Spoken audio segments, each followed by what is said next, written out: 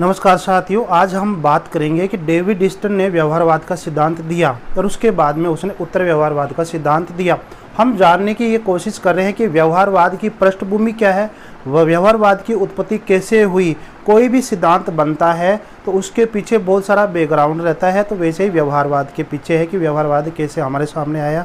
अलग अलग गाइड अलग अलग कहती है। जैसे मैं आपको बताऊं, अभी जो मैं आपको बता रहा हूं वो इस गाइड के आधार से बता रहा हूं कि ये गाइड ये कहती है कि व्यवहारवाद की उत्पत्ति जो है वो प्रत्यक्षवाद और तार्किक प्रत्यक्षवाद से हुई मानी जाती है, मुख्य रूप से कि वो उसी की देन है। ये पुस्तक है ओम प्रकाश गाबा की राजनीति सिद्धांत की रूपरेखा।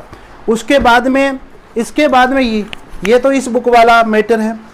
उसके बाद में है तुलनात्मक राजनीति सीबी गेना वाली, ये बुक अलग कहती है, तो ये भी मैं आपको बताऊंगा। तो देखते हैं कि व्यवहारवाद की पृष्ठभूमि कैसे ये हुई है। 1903 के अंदर अमेरिकन पॉलिटिकल साइंस एसोसिएशन एक बैठक हुई थी, अमेरिकन पॉलिटिकल साइंस एसोसिएशन की, जिसको अप्सा कहते हैं। 1903 के अंदर इसके अंदर पहली बार ये बताया गया कि हमें परंपरागत राजनीति को अस्वीकार कर देना चाहिए। अब परंपरागत राजनीति की कोई देन नहीं है, यह अप्रासंगिक हो गई है, तो नकार दिया था। तो यहाँ पर परंपरागत राजनीति को पूरी तरह से नकार दिया था। फिर एक प्रत्यक्षवाद की अवधारणा हमारे सामने आई, और प्रत्यक्षवाद की अवधारणा किसने दी? August Comte. इस अवधारणा को अंग्रेजी में बोलेंगे नोशन ऑफ पॉजिटिविज्म या फिर कॉन्सेप्ट ऑफ पॉजिटिविज्म बोलते हैं। ऑगस्ट कॉम्टे ने कहा था कि मूल्यों के साथ यदि वैज्ञानिक मूल्यों के साथ मैं बताऊं कि ऑगस्ट कॉम्टे ने कहा था कि किसी चीज़ का अपने को निष्कर्ष निकालना या प्रतिपादन करना है या डिसीजन पे पहुंचना है, तो हमें उसे मूल्यों के साथ साथ उस पर वैज्ञानिक साइंटिफिक तरीके से सोचना चाहिए, और वही क्या होना चाहिए? प्रत्यक्षवाद है। प्रत्यक्षवाद का मतलब ये नहीं कि केवल आंखों देखा हाल बता दे कि हाँ जी ऐसा है, अपने आदर्शों के आधार पर बता दे कि हाँ ऐसा है, अपनी नैतिकता के आधार पर बता दे कि हाँ जी ऐसा। ये प्रत्यक्षवाद नहीं है। अपने यानी मूल्यों के साथ, नैतिकता के साथ उसके अंदर वैज्ञानिक साइंटिफिक तरीके से सोचना, विचार करना, निष्कर्ष निकालना, ये प्रत्यक्षवाद होता है ऑगस्ट कॉम्टे के अकॉर्डिंग। ठीक है। अब ऑगस्ट कॉम्टे ने एक बुक लिखी थी जिसका नाम था द पॉजिटिव फिलोसफी, जिसका हिंदी में नाम होता है प्रत्यक्षवाद का दर्शन। इस बुक के अंदर ऑगस्ट कॉम्टे ने अपना सिद्धांत समझाया था। क्या समझाया था? कि किसी भी निष्कर्ष तक पहुंचने के लिए, किसी डिसीजन पर पहुंचने के लिए तीन चीज़ों की आवश्यकता होती है, तीन अवस्था होती है। पहली होती है धर्म मीमांसी अवस्था, तत्व मीमांसी अवस्था, और उसके बाद में होता है वैज्ञानिक प्रत्यक्षवादी अवस्था। ये जो दो अवस्था होती है, धर्म मीमांसी अवस्था और तत्व मीमांसी अवस्था, ये मूल्यों पे बल देती है कि किसी भी चीज़ को अपन ज्ञात करते हैं, निष्कर्ष पर पहुंचते हैं, तो उसको मूल्यों से समझना होगा। तीसरी जो अवस्था है वो है वैज्ञानिक प्रत्यक्षवादी अवस्था। ये देखो नाम से पता चल रहा है कि वैज्ञानिक, यानी कि यहाँ पर वह वैज्ञानिक तरीके से सोचने की बात कर रहा है कि मूल्यों के साथ साथ हमें वैज्ञानिक तरीके से सोचे, विचार करें और उसके बाद में कोई डिसीजन लेते हैं, वह होता है प्रत्यक्षवाद। वो क्या होता है? प्रत्यक्षवाद। किसके अकॉर्डिंग? ऑगस्ट कॉम्टे के अकॉर्डिंग। तो यहाँ पर देखो मूल्यों को साथ लिया है, लेकिन इसमें क्या है कि वैज्ञानिक साइंटिफिक है, और वैज्ञानिक साइंटिफिक जो चीज़ है वो आधुनिक राजनीति की देन है। तो यहीं से भी आधुनिक राजनीति का कॉन्सेप्ट सामने आता है, यानी कि व्यवहारवाद की उत्पत्ति सामने आती है। तो ये वाला हो गया, प्रत्यक्षवाद हो गया। उसके प्रत्यक्षवाद के बाद में एक आया न्यू प्रत्यक्षवाद, जिसको अपन तार्किक प्रत्यक्षवाद कहते हैं। इन लोगों ने ये कहा कि देखिए, जिस प्रकार से ऑगस्ट कॉम्टे ने मूल्यों के साथ साथ मतलब वैज्ञानिक दृष्टिकोण अपनाया, तो उस प्रकार से ये लोग बोलते हैं कि नहीं, ऑगस्ट कॉम्टे ने गलत बताया। प्रत्यक्षवाद जो न्यू प्रत्यक्षवाद है, जो तार्किक प्रत्यक्षवाद है, इन्होंने ऑगस्ट कॉम्टे का कॉन्सेप्ट प्रत्यक्षवाद को अस्वीकार कर दिया। क्या कर दिया? अस्वीकार कर दिया। तो इन लोगों ने कहा कि नहीं, हमें यहाँ पर अब मूल्यों की जरूरत नहीं है, हमें आधुनिक राजनीति को आगे बढ़ाना है, तो हमें मूल्यों की जरूरत नहीं है, हमें केवल वैज्ञानिक साइंटिफिक की वैज्ञानिक सोच की जरूरत है, वैज्ञानिक दृष्टिकोण की जरूरत है। तो यहाँ नव प्रत्यक्षवाद और तार्किक प्रत्यक्षवाद के मतलब यह होता है कि हम तर्क के आधार पर या विज्ञान के आधार पर कोई निष्कर्ष निकाले जिसमें मूल्यों का कोई महत्व नहीं है, कोई प्रासंगिकता नहीं है, कोई उपयोगिता नहीं है, केवल विज्ञान के आधार पर, तर्क के आधार पर किसी निष्कर्ष पर पहुंचते हैं, वह होता है न्यू प्रत्यक्षवाद या तार्किक प्रत्यक्षवाद। इसके जो जनक देखते हैं तो जर्मन समाजशास्त्री मैक्स वेबर का नाम सामने आता है और होता है वियना सर्किल के अंदर मोरिस सिल्क का नाम सामने आता है। तो जो अब अपन बात करते हैं कि तार्किक प्रत्यक्षवाद की उत्पत्ति या जनक कौन है, जर्मन समाजशास्त्री मैक्स वेबर है और वियना सर्किल है। और वियना सर्किल के सदस्यों में मुख्य रूप से कौन है, मोरिस सिल्क है। जर्मन समाजशास्त्री मैक्स वेबर ने अपनी पुस्तक साइंस एज ए वोकेशन के अंदर कहा था कि जो न तार्किक प्रत्यक्षवाद है वो क्या है, केवल वैज्ञानिक है, जो वैज्ञानिक तरीके से या तथ्यों के आधार से तर्क वितर्क करके हम कोई निष्कर्ष निकालते हैं, वो तार्किक प्रत्यक्षवाद है। इसी प्रकार की बात इसका एक दोस्त और था टी.डी. वेल्डन ने अपनी बुक वोकाबुलरी ऑफ पॉलिटिक्स में भी इसी बात को दोहराया था, जो बात मैक्स वेबर करना चाहता है वही बात को दोहराया था। और बाद में इस तार्किक प्रत्यक्षवाद को एक विस्तृत रूप से आंदोलन देने वाला, पूरे विश्व में आंदोलन देने वाला कौन सा सर्किल था, वियना सर्किल था अमेरिका का। और वियना सर्किल के अंदर मुख्य रूप से कौन था, मोरिस सिल्क था, जिसका नाम आता। इसने 1920 के दशक के अंदर बता दिया था दुनिया को कि तार्किक प्रत्यक्षवाद क्या है, वही बताया कि वैज्ञानिक तरीके से सोचना ही क्या है, तार्किक प्रत्यक्षवाद है। लेकिन एक विश्व स्तर पर इसने आंदोलन शुरू किया था वियना सर्किल का। तो आपसे ये भी पूछ सकता है कि वियना सर्किल का संबंध किससे है, तार्किक प्रत्यक्षवाद से है, ठीक है, और आधुनिक राजनीति से संबंधित है।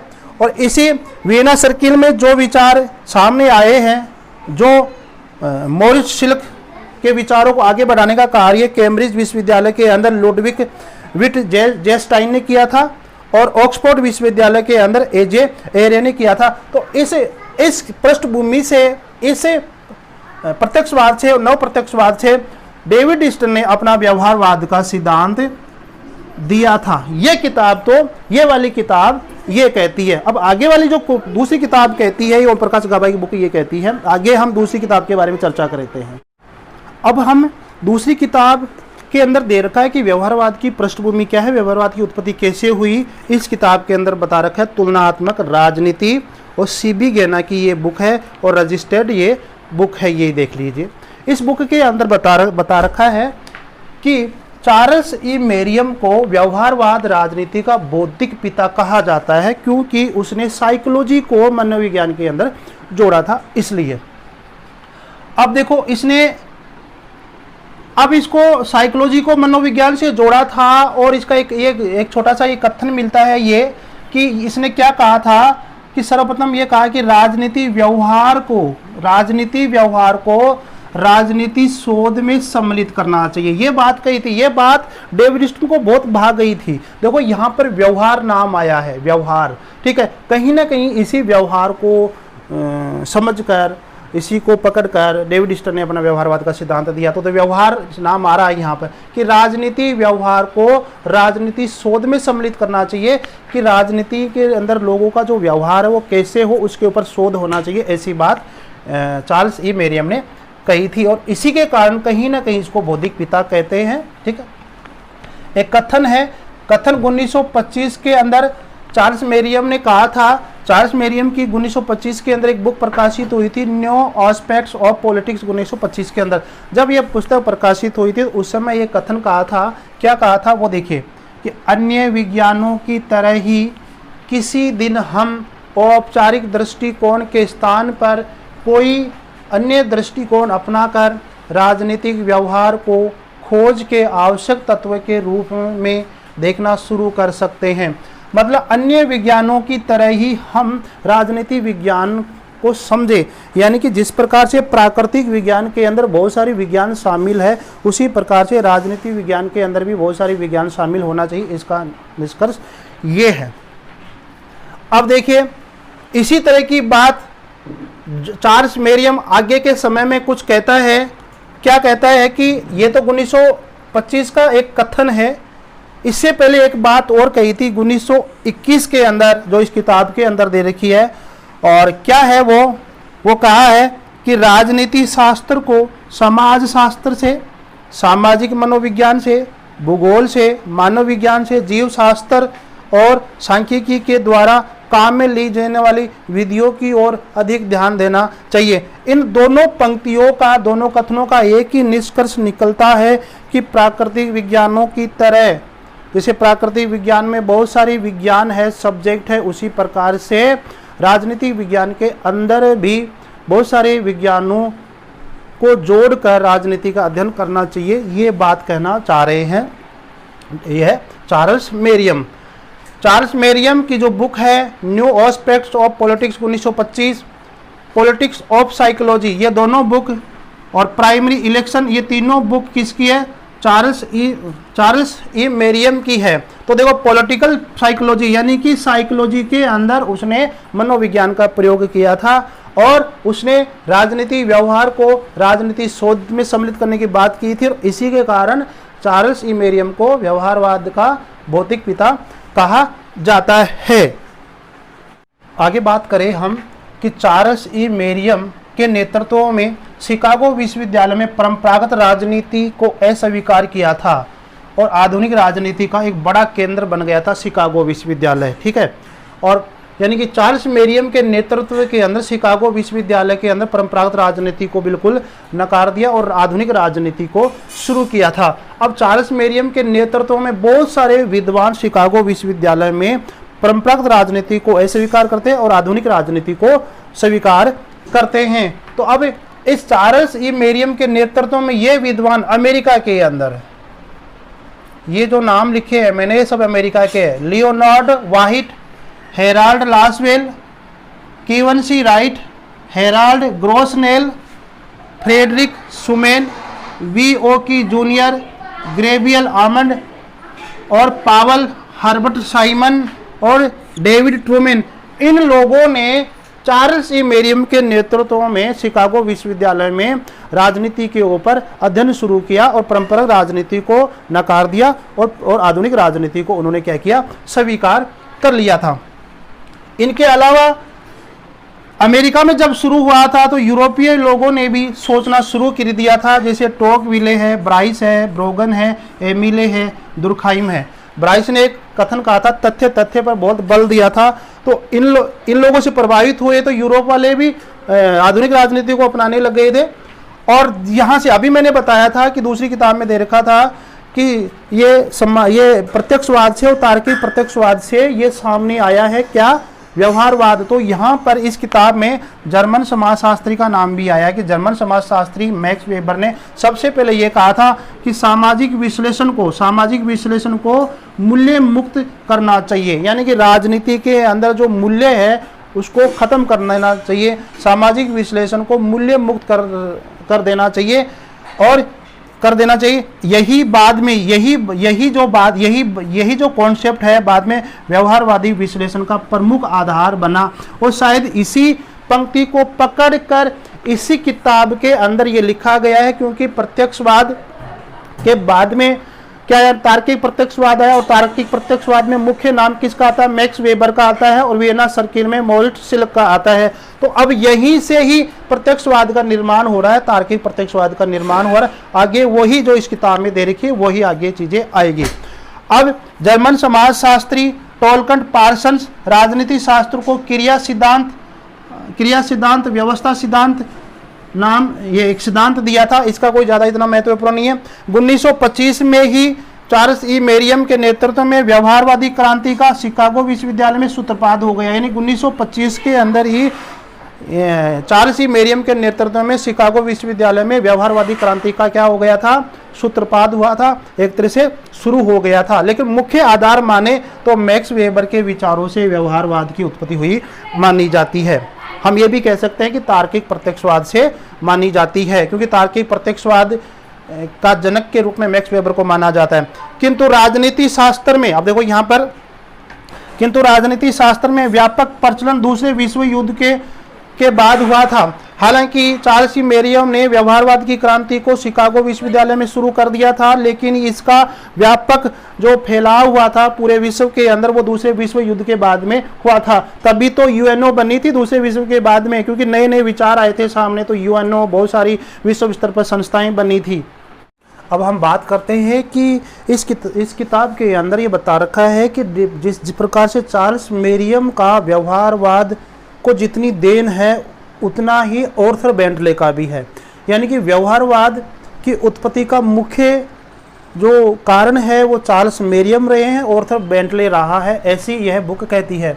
तो इसमें मैंने बनाया है आप लोगों की सुविधा के लिए कि व्यवहारवादी राजनीति विज्ञान की नींव डालने वालों में चार्ल्स ई मेरियम के बराबर ही आर्थर बेंटले का योगदान रहा है। क्योंकि जितना योगदान चार्ल्स ई मेरियम का व्यवहारवाद में रहा है उतना ही योगदान आर्थर बेंटले का रहा है। अब देखिए आर्थर बेंटले ने 1908 में एक बुक लिखी थी, कौन सी, कि द प्रोसेस ऑफ गवर्नमेंट। ठीक है, तो इस बुक के माध्यम से आर्थर बेंटले राजनीति विज्ञान को कुछ दो सिद्धांत देना चाह रहे हैं। तो पहला सिद्धांत क्या है, समूह की संकल्पना, और दूसरा सिद्धांत है प्रक्रिया की संकल्पना। ठीक है, और इस प्रक्रिया की संकल्पना है ना, प्रक्रिया, ठीक है, इस प्रक्रिया के माध्यम से ही कहीं ना कहीं व्यवहारवाद हमारे सामने निकलकर आया है।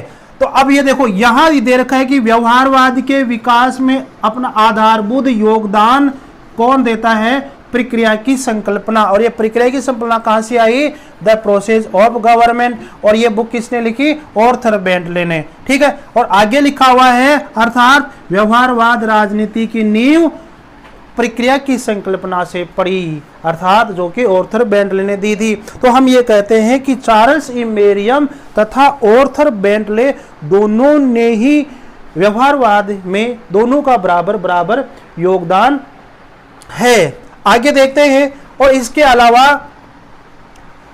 अलावा दो अमेरिकन संगठन कौन कौन से, अमेरिकन पॉलिटिकल साइंस एसोसिएशन और सोशल साइंस रिसर्च काउंसिल, ये जो संगठन है इनका योगदान भी व्यवहारवाद की उत्पत्ति में बहुत योगदान, इनका भी योगदान रहा है।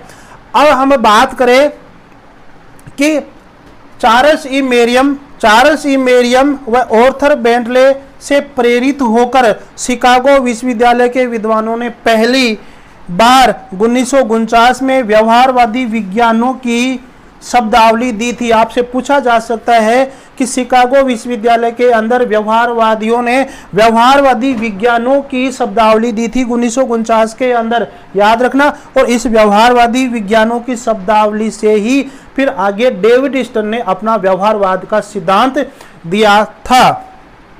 तो यहां से व्यवहारवादी विज्ञानों की ये शब्दावली जब उत्पत्ति हुई थी 1949 के अंदर शिकागो विश्वविद्यालय के अंदर, तो यहाँ पर डेविड स्टर्न भी था। और डेविड स्टर्न ने फिर अपने अलग से व्यवहारवाद का सिद्धांत देता है।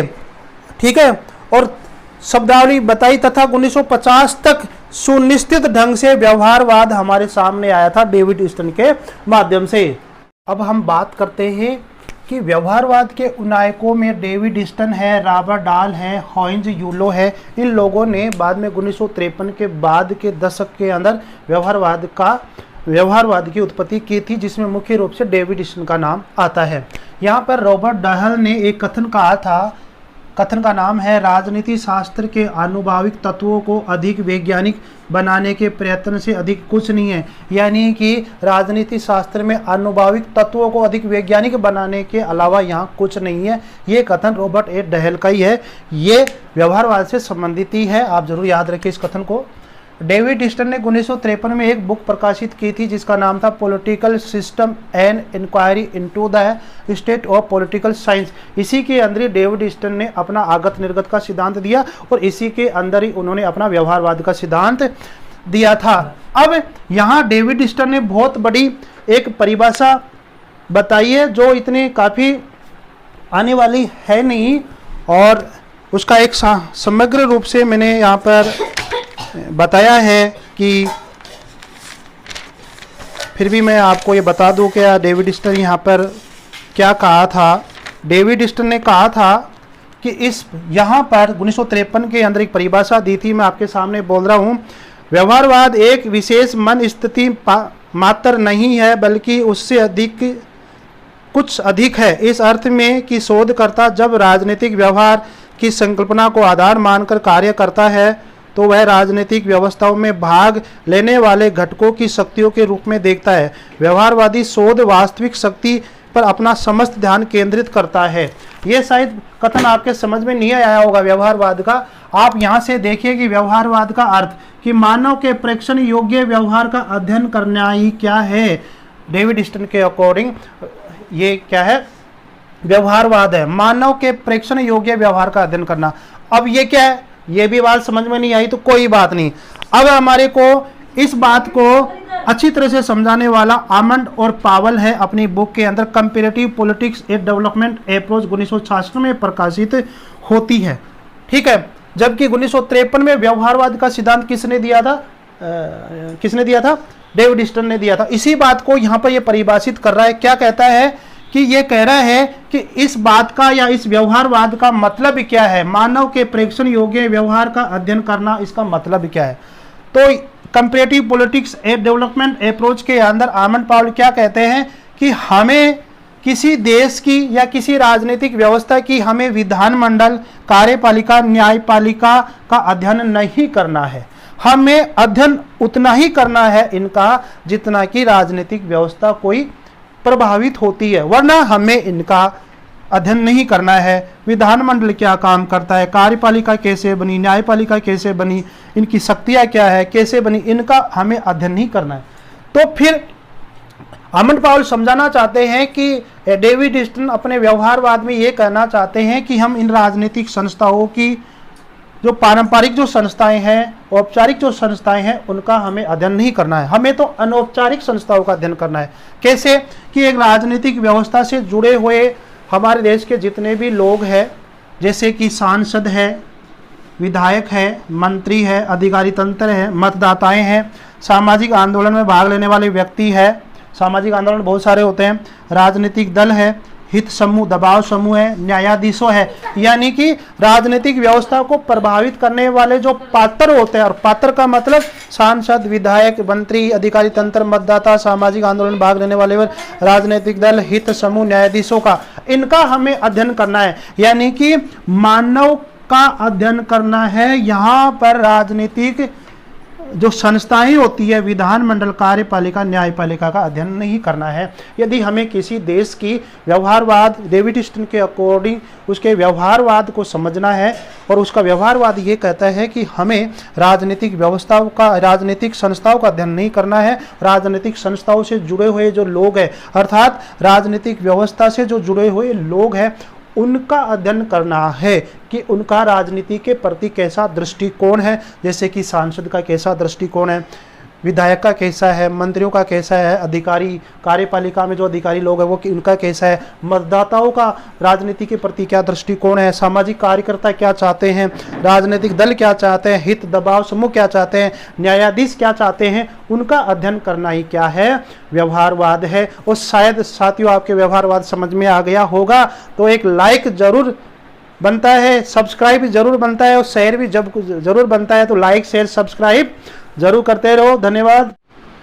व्यवहारवाद में हम देखते हैं कि व्यवहारवाद का जनक डेविड ईस्टन को मुख्य रूप से माना जाता है, लेकिन व्यवहारवाद का बौद्धिक पिता आपसे पूछ लिया जाए कि बौद्धिक पिता किसे कहा जाता है, तो चार्ल्स मेरियम को कहा जाता है, क्योंकि चार्ल्स मेरियम और उसका शिष्य हेराल्ड लासवेल ने राजनीति विज्ञान के अंदर साइकोलॉजी का प्रयोग किया था, इसलिए उसको क्या कहा जाता है, बौद्धिक पिता कहा जाता है।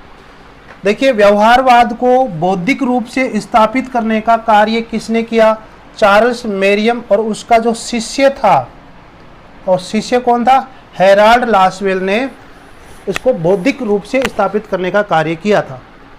चार्ल्स मेरियम की बुक है न्यू एस्पेक्ट्स ऑफ पॉलिटिक्स। याद रखना, मिलाने वाले प्रश्नों में आ सकता है, पुस्तक मिलान करने वाले में।